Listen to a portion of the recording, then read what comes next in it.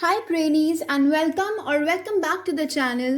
I am your Brainy mentor and today we'll be doing our chapter Kinship, Caste and Class from our part 1 of history. So पहले two chapters they are uploaded on the channel. You can go and check them out. Political science की भी book A पूरी complete हो चुकी है with notes. So you can also check those notes out. Okay? अब firstly इस page में आपको क्या करना है? The only thing important on this page is these paragraphs. यहां पर देखो क्या बोल रहा है. Some texts lay down norms of social behavior, others describe and occasionally comment on a wide range of social situations and practices. कुछ जो text मिलते हैं फिर रिटर्न एविडेंस मिलते हैं उनमें हमको सोसाइटी के बारे में पता चलता है एंड कुछ के बारे में सिचुएशंस एंड प्रैक्टिसेस के बारे में पता चलता है. Then we have about Mahabharata, a colossal epic running in its present form into over 100,000 verses with depictions of wide range of social categories and situations. मतलब बहुत बड़ी बुक है with 100,000 verses and यहाँ पर अलग अलग social categories अलग अलग castes का describe किया गया है. ठीक है. It was composed over a period of about 1000 years. मतलब 1000 years का time लगा था उसको properly बनाने के लिए. and आगे क्या बोला गया है over here इधर बोला गया है the text also contain sections laying down norms of behaviour for various social groups. कुछ ऐसा भी पार्ट है इन टेक्स्ट में जहाँ पर पता चलता है कि अलग अलग सोशल ग्रुप्स को क्या क्या इंस्ट्रक्शंस है, क्या क्या उनके नॉर्म्स, क्या कैसा उनका बिहेवियर होना चाहिए. सो एज ऑलवेज मैं आपको हिस्ट्री नोट्स से ही करवाऊंगी. कुछ टॉपिक्स बुक से भी करेंगे but basically we will be focusing on the notes. खुद बनाए notes from the NCERT only. ठीक है. अब फर्स्ट टॉपिक हमारा आता है the critical edition of the Mahabharata. अब देखो इसको बनाना शुरू किया था इन 1990. ठीक है. किसकी लीडरशिप के अंडर? इंडियन संस्कृतिस्ट जिनका नाम था वी.एस. सुखतानकर. ठीक है. अब क्रिटिकल एडिशन का मतलब क्या था? इसका मतलब था that we will be collecting Sanskrit manuscripts of the text written in a variety of languages from across the country. Mahabharata के बारे में जो अलग अलग लैंग्वेजेस में अलग अलग जगहों पर बोला गया है we will be collecting all that and जो कॉमन होगा उसको इंक्लूड किया जाएगा. ठीक है. सो 13,000 पेजेस का बना फिर एंड 47 ईयर्स लगे इसको कंप्लीट करने में. ठीक है. So most of the manuscripts had several common stories. अलग अलग लैंग्वेजेस जो थी ना उनमें जो स्टोरी थी ना मोस्टली सेम थी. तो क्या बोला गया? More than half of the 13,000 pages are devoted to variations. मतलब जो कुछ डिफरेंसेस थे मोर देन हाफ पेजेस वहां पर डिवोट किए गए हैं. मतलब उनमें वेरिएशंस के बारे में ही बताया गया है. क्लियर है. Now moving on to the second topic which is kinship and marriage, many rulers and varied practices. Okay. तो फर्स्ट सब टॉपिक आता है फाइंडिंग आउट अबाउट फैमिलीज. इसमें आपको कुछ भी डिटेल नहीं करनी. जस्ट रिमेंबर कि किन फॉक क्या होता है. किन फॉक जिनको हम क्या बोलते हैं देखो, families are part of large networks of people defined as relatives also called kinfolk. जो relatives होते हैं उनको ही kinfolk बोलते हैं. ठीक है. अब आपको एक बॉक्स दिया हुआ है ऑन द साइड. यहाँ पर लिखा हुआ है some words like for example kula. Kula क्या होती है? फैमिली. जिसको हम हिंदी में कुल बोलते हैं ना उसको बोलते हैं फैमिली. ठीक है. जनाती, जाति भी जिसको बोल सकते हैं which means large network of kinfolk, large network of relatives. Clear. अब नेक्स्ट आता है vamsha. Vamsha means lineage. Clear. अब नेक्स्ट टॉपिक आता है that is the ideal of patriliny. Patriliny होती क्या है? देखो आपके बुक में फिर से बॉक्स दिया है द पिंक कलर्ड बॉक्स. उसमें लिखा है patriliny, matriliny, exogamy and endogamy. So patriliny होती क्या है? Descent, tracing descent from father to son, grandfather and so on. मतलब पापा वाली साइड से जो डिसेंट होते हैं. ठीक है. एंड मैट्रिलिनी क्या होता है? जो मम्मा वाली साइड से डिसेंट्स होते हैं. ठीक है. So there were variations in practices. कहीं पर क्या था, कहीं पर कोई बेटा नहीं था तो क्या होता था, जो ब्रदर्स होते थे या फिर जो अदर रिलेटिव्स होते थे वो थ्रोन पर बिठाए जाते थे. किंग्स उनको थ्रोन पर बिठा देते थे. एक्सेप्शनल केसेस भी थे जहां पर विमेन जो थी, लेडीज भी अपनी पावर एक्सरसाइज करती थी. ठीक है. एक्सेप्शनल कौन सा था? जो हमने पढ़ा था प्रभावती गुप्ता का पढ़ा था ना इन द लास्ट चैप्टर. जो you can say Vakataka queen थी जो daughter of Chandragupta two. So that was an exceptional case. अब आगे क्या बोला गया है? अगला टॉपिक आता है रूल्स ऑफ मैरिज. की शादी के क्या क्या रूल्स थे. तो क्या बोला गया है, जो डॉटर्स थी ना उनके पास कोई क्लेम नहीं था to the resources of the household, ना उनको कोई प्रॉपर्टी का हिस्सा मिलता था, नथिंग, ठीक है। So they were married to families outside the kin, अपने रिलेटिव्स की फैमिली से बाहर शादी होती थी, अभी भी यही होता है ना। सो एक्सोगैमी बोलते हैं जिसको, exogamy means marriage outside a unit, ठीक है। अब कन्यादान जो होता था, कन्यादान means gift of a daughter in marriage, ठीक है। जो पापा जो होते हैं अपनी बेटी का कन्यादान करते हैं, अपनी बेटी को उनको सौंप देते हैं to the other people, to the groom जिसको हम कह सकते हैं, ठीक है। So this kanyadan was a very important practice, ठीक है। अब नेक्स्ट ये बहुत इंपॉर्टेंट क्वेश्चन आता है about धर्मशास्त्रास and Dharmasutras, last chapter में भी था, मैंने आपको बताया था। सो क्या बोला गया है, Dharmashastras and Dharmasutras are Sanskrit text, Sanskrit में टेक्स्ट होते हैं containing norms of the society, मतलब कि जो भी अलग अलग रिलीजियस कास्ट या फिर क्लासेस हैं उनके लिए प्रॉपर रूल्स वगैरह बने थे, तो वो धर्मशास्त्रास एंड धर्मसूत्रास में इंक्लूडेड थे। अब नेक्स्ट आता है about Manusmriti which is a very important text, a very important धर्मशास्त्र, और ये कब कंपाइल हुई थी, 200 BCE से लेकर 200 CE तक, ठीक है। कुछ भी डिटेल इतनी ज़्यादा इस चैप्टर में नहीं करनी है, जो मैं समझा रही हूँ बस उतना उतना ही करना है। अब एक और चीज़ which is not given in the notes, आपके लास्ट पैराग्राफ में गिवन है, let me show it to you, ये देखो, I hope it is clear to you. क्या बोला गया है कि Dharmashastras and Dharmasutras recognised as many as 8 forms of marriage, 8 types की मैरिज होती थी, जो फर्स्ट 4 थी वो अच्छी होती थी, दैट वर प्योर, एंड बाकी is like named after a वैदिक सीर, वैदिक सीर मतलब कोई वेद पुराण का कोई बहुत इंपॉर्टेंट पर्सन था, उनके नेम पर गोत्र का नाम रखा जाता है। So all those who belong to the same gotra were regarded as his descendants, मतलब जो एक गोत्रा के लोग होते हैं उनको हम भाई बहन भी कह सकते हैं, that's why they are not married together, ठीक है। So after marriage women were accepted to give up their father's gotra and adopt gotra of the husband, शादी के बाद जो उनका एक्चुअल गोत्रा होता है उनको छोड़ के वो हस्बैंड का गोत्रा ले लेती हैं, अडॉप्ट कर लेती हैं, ठीक है। अब रूल, ये तो फर्स्ट रूल हो गया कि शादी के बाद गोत्रा ऐसे हो जाते हैं। सेकंड रूल ये है कि मेंबर्स ऑफ द सेम गोत्रा कुड नॉट मैरी, बिकॉज उनको भाई बहन माना जाता है, एंड ऑब्वियसली भाई बहन तो शादी कर ही नहीं सकते हैं ना। सो अब सतवाहनास, जो सतवाहनास थे ना, दे ruled parts of western India and Deccan, ठीक है, मैंने लास्ट चैप्टर में भी बताया था।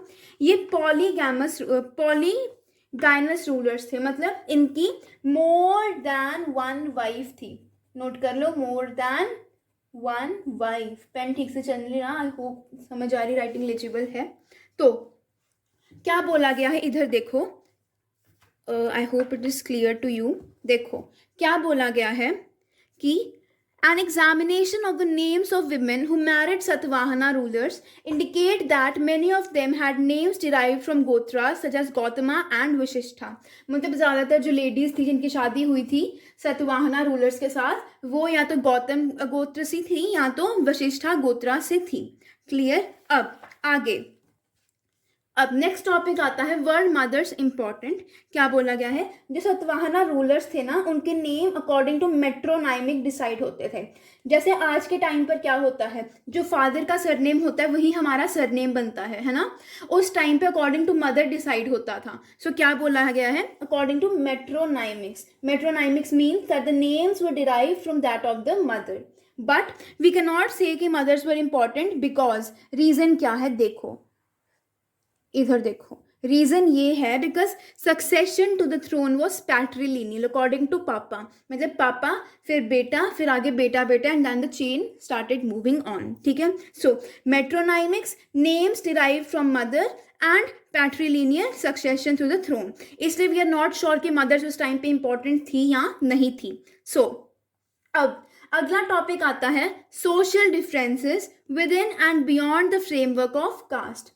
सबसे पहले कास्ट की definition, set of hierarchically ordered social categories, social categories कुछ like Brahmanas, the Kshatriyas et cetera et cetera, ठीक है। अब फर्स्ट टॉपिक आता है the right occupation, right occupation.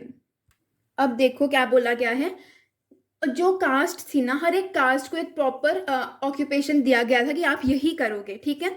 सो ब्राह्मणास का ऑक्यूपेशन क्या था, to study and teach the Vedas perform sacrifices and get sacrifices performed and give and receive gifts.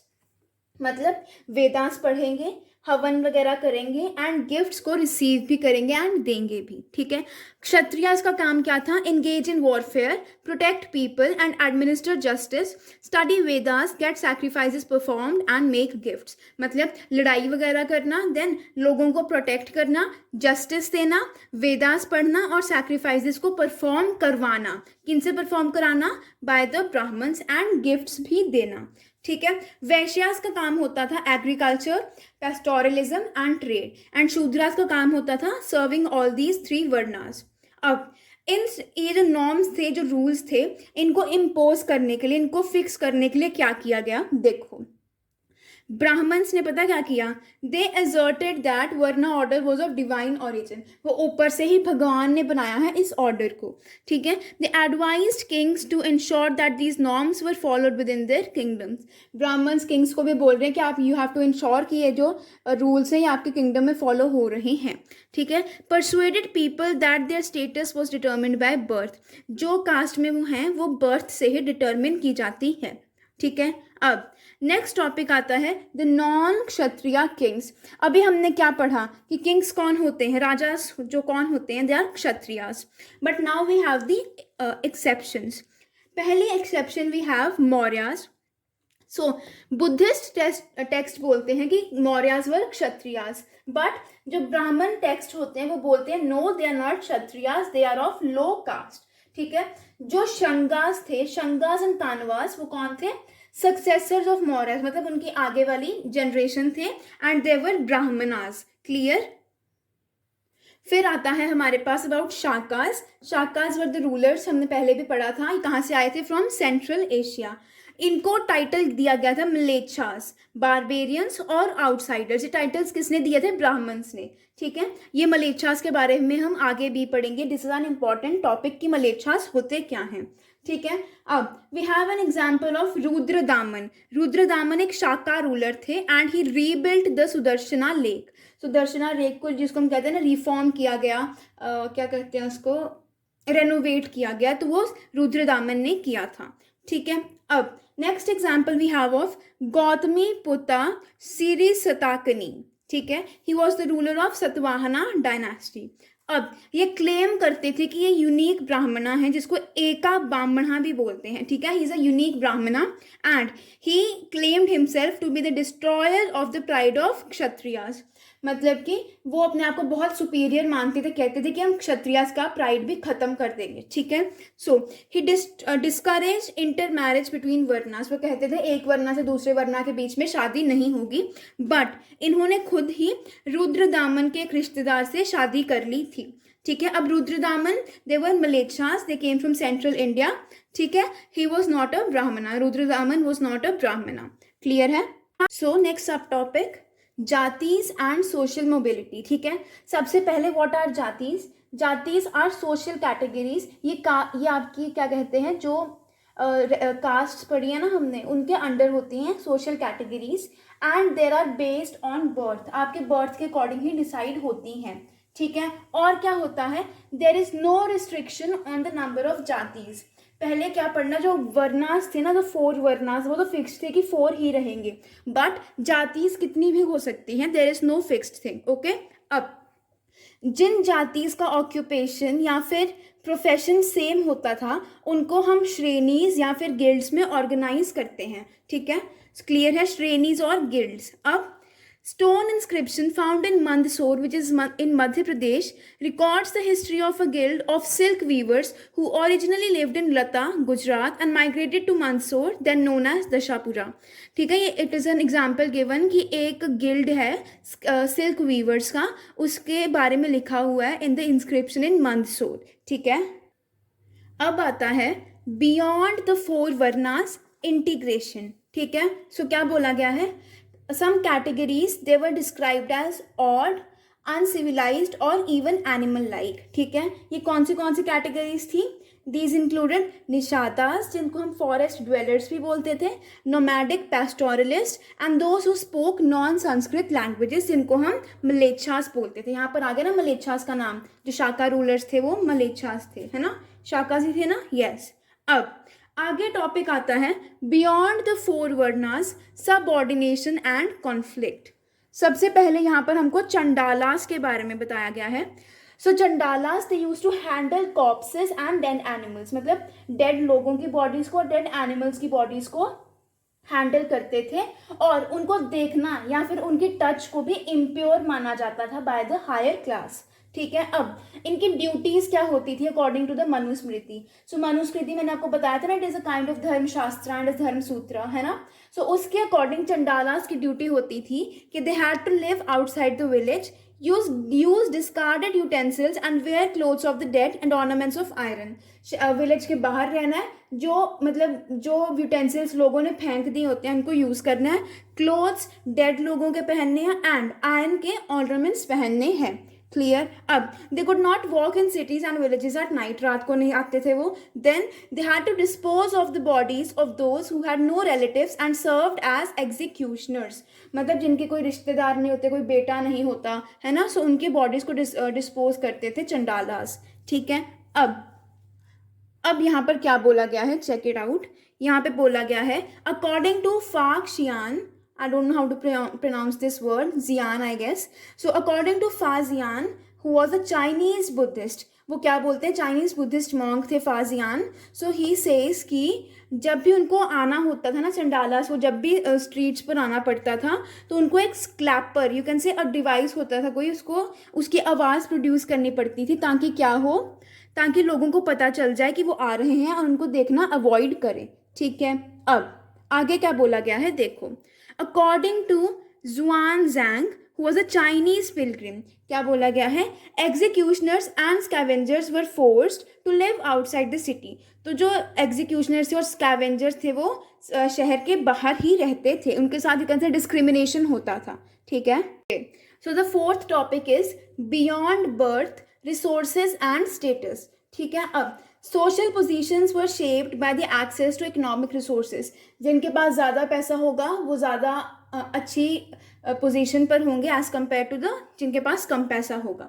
ठीक है, अब फर्स्ट सब टॉपिक आता है जेंडर्ड एक्सेस टू प्रॉपर्टी, मतलब जेंडर्स के अकॉर्डिंग प्रॉपर्टी पे एक्सेस मिलता था। ठीक है, सो अकॉर्डिंग टू जो भी हम यहाँ पर पढ़ेंगे that is according to the Manusmriti. So क्या बोला गया है, paternal estate was divided among sons after paternal death, parents death. जब पेरेंट्स की डेथ हो जाती थी तो बेटों को मिलती थी सारी प्रॉपर्टी, बेटियों को नहीं दी जाती थी। ठीक है, there was special share for the elders, जो सबसे बड़ा होता था उसको थोड़ा एक्स्ट्रा मिलता था as compare to the other kids. ठीक है, women could not claim the share, ladies को कोई हक नहीं था, daughters were not given any share.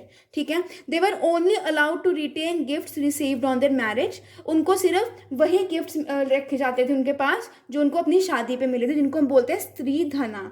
ठीक है, they could not hold family property और even their own valuables without husbands permission, सब कुछ हस्बैंड की परमिशन से ही रखना होता था। ठीक है, अब आगे अपर क्लास विमेन, ये देखो यहाँ पर गिवन है, upper class women may have had access to resources but which were controlled by men only। ठीक है, एग्जाम्पल वकटका क्वीन प्रभावती गुप्ता, कितनी बार पढ़ लिया हमने अबाउट प्रभावती गुप्ता। ठीक है, अब इसमें सब टॉपिक आता है an alternative social scenario sharing wealth. ठीक है, men who were generous and respected, they were two types of people. ठीक है, कुछ होते थे जो जेनरस भी होते थे और रिस्पेक्टेड भी होते थे, कुछ होते थे कंजूस, माइजरली मतलब कंजूस, और वो मतलब वेल्थ को एक्यूमुलेट करते थे, इकट्ठा ही करते थे। ठीक है, इनकी मतलब बिल्कुल इज्जत नहीं होती थी, दे वर डिस्पाइज, उनकी बेइज्जती होती थी।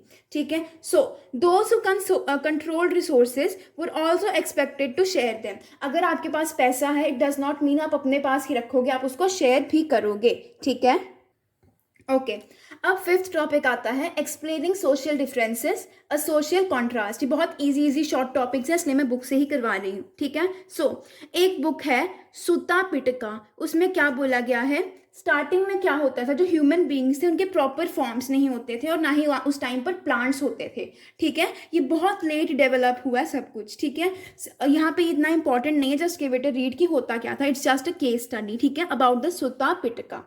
अब आगे बोला गया है institution of kinship was based on human choice with taxes as a form of payment for services rendered by the king. King को टैक्स दिया जाता था because he was serving the people. ठीक है, अब it reveals recognition of human agency in creating and institutionalising economic and social relations. मतलब कि tax का क्या मतलब था कि ह्यूमंस को प्रोटेक्शन के लिए इकोनॉमिक एंड सोशल रिलेशंस में उनके प्रॉपर होने चाहिए। ठीक है, अब नेक्स्ट 6th टॉपिक आता है handling texts, historians and the Mahabharata. So as I told you, in topics में कुछ भी डिटेल करने की ज़रूरत नहीं है। 5, 6 and the 7th topic simply समझाती हूँ। जो महाभारता था ना, उसमें जो टेक्स्ट है it is divided into 2 heads, मतलब 2 सेक्शंस में डिवाइड है। फर्स्ट सेक्शंस में स्टोरीज हैं जिसको हम नरेटिव बोलते हैं, और सेकंड सेक्शंस में क्या है, कुछ रूल्स हैं फॉर द सोसाइटी। ठीक है, फॉर डिफरेंट वर्नास, उनको हम बोलते हैं डायडैक्टिक। ठीक है, अब didactic sections include stories and narrative often contains a social message। ये नहीं है कि फिक्स्ड नहीं है कि सिर्फ नरेटिव में ही स्टोरीज होंगी, नरेटिव में भी मैसेज हो सकता है और डायडैक्टिक में स्टोरीज हो सकती हैं। अब डायडैक्टिक होता क्या है? Didactic refers to something that is meant for the purpose of instruction, कोई रूल्स एंड नॉर्म्स के लिए जो होता है। और क्या बोला गया है कि जो महाभारत है it is described as itihasa. Itihasa means history. ठीक है, अब नेक्स्ट सब टॉपिक आता है ऑथर्स एंड डेट्स। तो क्या बोला गया है कि ओरिजिनल स्टोरी जो है महाभारत की थी वो किसने लिखी थी? They were composed by charioteer bards known as sutas who generally accompanied kshatriya warriors to the battlefield and composed poems celebrating their victories and other achievements। ये हॉर्सेस वगैरह चलाते थे वॉरियर्स की, और जब ये वॉर फील्ड्स में जाते थे तो वहाँ पर जो कुछ भी होता था उसको रिकॉर्ड करते थे। ठीक है, तो महाभारत इन्होंने ही लिखी थी। ठीक है, अब आगे क्या बोला गया है? This enormous composition is traditionally attributed to the sage name Vyasa. ऋषि व्यास के बारे में हमने सुना है, तो बोलते हैं कि उन्होंने ये पूरी महाभारत को कंपोज किया था।